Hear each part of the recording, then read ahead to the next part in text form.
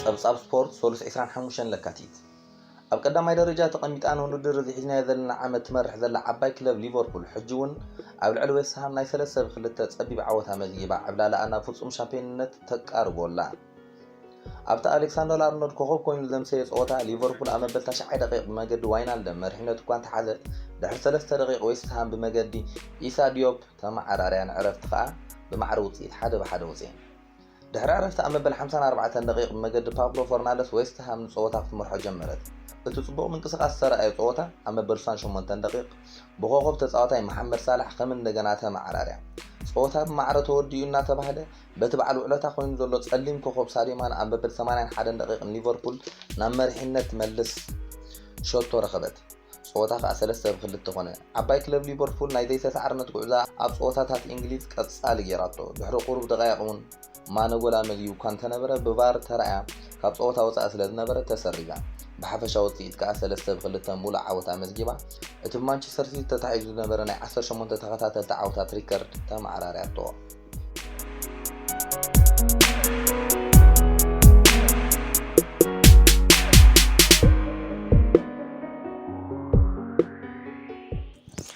ወናን ክለብ ኢንተር ሚያሚ ዴቪድ ቤካም ታሪኽ ክሰርሕ ይደሊ ኣሎ። ዓለም ካብ ዝረኣያቶም ናይ ኩሉ ግዜ ከዋኽብትን መተሓላለቕትን ተጻወትቲ ክርስቲያኖ ሮናልዶን ሊዮኔል ሜሲን ወናን ክለብ ኢንተር ሚያሚ ዴቪድ ቤካም ብሓደ ክጻወቶም ይደሊ ኣሎ።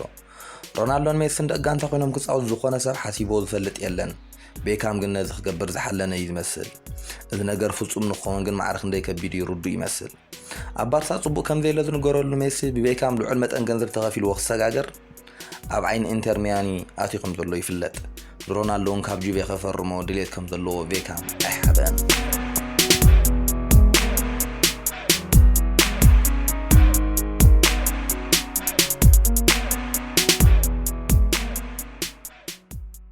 ነበር ተጻዋታይ ክለብ ማንቸስተር ዩናይትድ ሮቢን ቫን ፐርሲ ዩናይትድ ንኤዲሰን ካቫኒ ከተፈርሞ ተማሕጺኑ።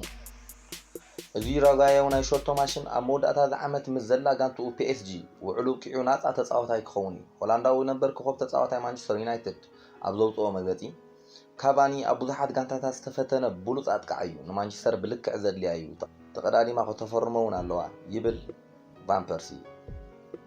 ጉዕዞ ካቫኒ ናብ ማንቸስተር ናብ ቸልሲ ግን ክራማት ይኸፍል።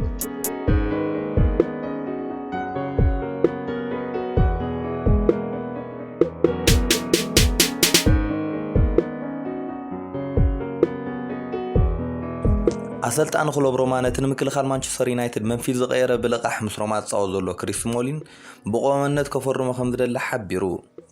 ኣብ ጸወታ ጥልያን ኣብ ጽቡቕ ቁመና ኮይኑ ምስ ክለብ ሮማ ጽቡቕ ናይ ጸወታ ግዜ ዝሓልፍ ዘሎ ስሞሊን ምስ ክለብ ማንቸስተር ዩናይትድ ክሳብ 2022 ዝጸንሕ ውዕል እዩ ዘለዎ። ክለብ ማንቸስተር ዩናይትድ ክሰዶ እንተኽኢላ ስሞሊን ምስ ሮማ ክጻወት ድሌቱ ምዃኑ እዩ ዝግለጽ ዘሎ። ናይ ስፖርት ማዕኸናት ዜና ከም መግለጺ ስሞሊን ሙሉእ ብሙሉእ ናብ ሮማ ክሰጋገር ከም ዝኽእልን ዝሕብራ ዘለዋ ቃላት ስሞሊን ከምኡ እዩ ዝመስል። ሮማ ዓውቲ ጋንታ እያ፣ ኣነ እውን ምስኣ ዕውት ተጻዋታይ ኮይነ ጉዳይ እውን ጌና ኣብ ክራማት ኢና ክንሪኦ ኢሉ ናይ ድሌት ቃሉ ሂቡ።